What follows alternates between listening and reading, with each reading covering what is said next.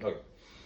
Okay, I'm going to do a quick neuro screen on you. So I'm just going to start by taking your deep tendon reflexes. So I'm going to do them both, each of them on both sides. I'm going to start from the top, work towards the bottom, and I'll just give you a quick explanation of each result. So I'm going to start with your biceps tendon. So we're going to go here. So actually, let me switch hands.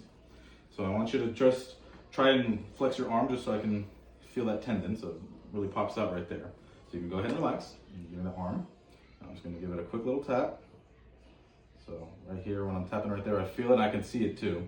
Just feel your bicep jump. So that's a pretty normal response.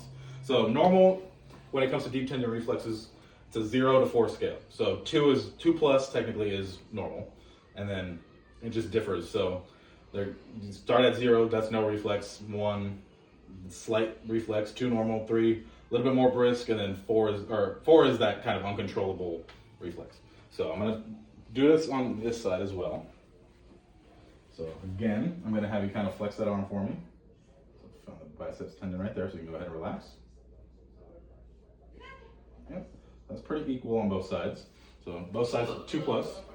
So this next one, I'm going to try your triceps tendon. So what I'm going to have you do is just find a good way to get this one. Okay, so you can go ahead. This way it's going to be better. There we go. Okay, so I'm going to have you kind of extend your arm for me just so I can feel that tendon. Okay, you can go ahead and relax it. And I'm just going to give it a quick tap. Yeah, so we get a little right there. Slightly diminished, so I would say that's a 1 plus. Let me try it on this side. So I'll have you extend. Okay, go ahead and relax. Okay, then I'm going to do the same thing. There we go. So yeah, this one's a little bit stronger, but you have reflexes present in both, so that's pretty normal. Okay, next I'm going to do the brachioradialis, so that's right here on the wrist.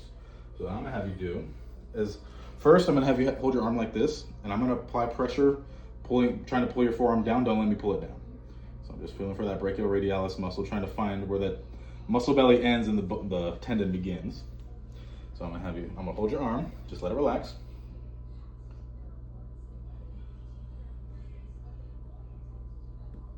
This one can be tough to find, so there we go. So I'm looking for a jump in the bicep because it kind of runs up towards the upper arm.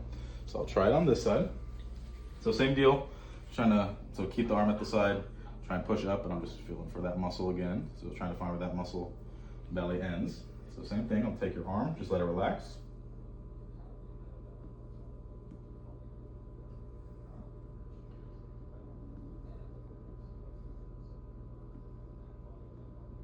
I saw it a little bit. So this one's slightly lower too, but I still got reflexes on both. So I would say that's probably a 1 plus. I would give it a 2 plus on that side. So let's go down to the knee. So I'm going to get your patellar tendon reflex. So the way I find the tendon is I just kind of make an okay sign around the patella, and where my fingers meet is about where I'm aiming to hit the tendon right there. So you go ahead and let that leg relax. So I got a little bit right there. There we go.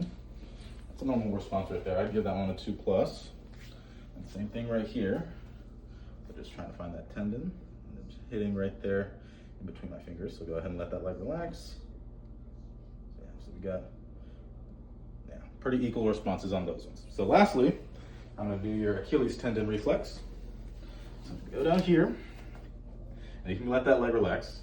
I'm just going to dorsiflex your foot just a little bit, and I'm going to strike that Achilles tendon. That's a pretty strong reflex right there. So what I'm looking for on that one is just, if I'm holding your foot and I hit the tendon, I'm just trying to feel like you're kicking into my foot. So that's a pretty normal one right there. I'd give that 2 plus, maybe even a 3 plus. That was a pretty strong one. So again, same thing on this side. Yeah. Those ones are both pretty strong. So on the border between the 2 plus and a 3 plus for that one. Good.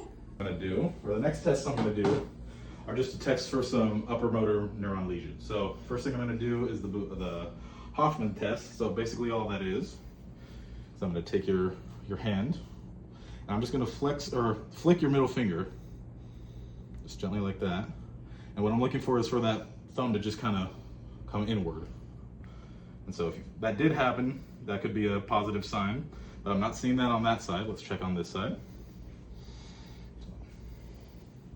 I want to still have a good view of your thumb right here. Yep, so looking good on both sides. Next one is gonna be the Babinski. So I'm gonna have you lay down over here, just so I can get you on your back, and I could see the bottom of your feet. So, I'm gonna bring the chair over here. So I'm gonna have you lay back. All I'm gonna do is just place the end of the hammer on your feet like this. So what we're looking for is your toes to do what they just did. So just to flex inward, to curl inward. So we go back over here and do the same thing on this side. You see the same sign. So a positive sign, which would be an indication of a motor neuron lesion, upper motor neuron lesion, would be if your big toe kind of flexed backwards, dorsiflexed, and the other toes just fanned out. But they did the opposite. They flexed, so they dorsiflexed or plantar flexed, so that's a good sign. Now the last one I'm going to do is the clonus test, which basically means I'm going to have you bring your leg up like this. I'm going to have your leg just relax like that. And I'm just going to quickly bring your foot back like that. So quickly dorsiflex, and what I'm looking for is if I get a bunch of repeated contractions of that leg, that could be a sign of an upper motor neuron lesion. But not seeing any of that. Let me try it on this side. Get this leg. The same thing, let it go limp, and then I'll do the same thing. So negative test, which is what we want, would be anything from 0 to maybe 1 or 2 beats. If we get anything more than that, that could be a sign of some problems, but we're not seeing any of that. So last one, I'm gonna have you sit up for me. And I'm just gonna do some light touch sensation testing on you. So I'm gonna start right here at the neck. I just want you to tell me if any side feels different. So I'm gonna do it on both sides, and I just want you to tell me if any side feels different. So feel it equal on both sides? Yeah. All right, equal there. And then I'm gonna go to the outside of the thumb right here. Equal? Yeah. Equal on the back of the middle finger. Mm-hmm. Equal on the back of, or side of the pinky right there. Mm-hmm. All right, so you can leave your arms like that. Equal on the inside part of the forearm. Mm-hmm. And then now you can bring that out. Equal on the inside part of your armpit right there. Yeah. Okay, well that is good.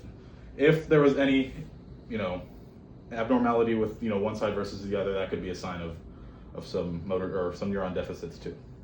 All right.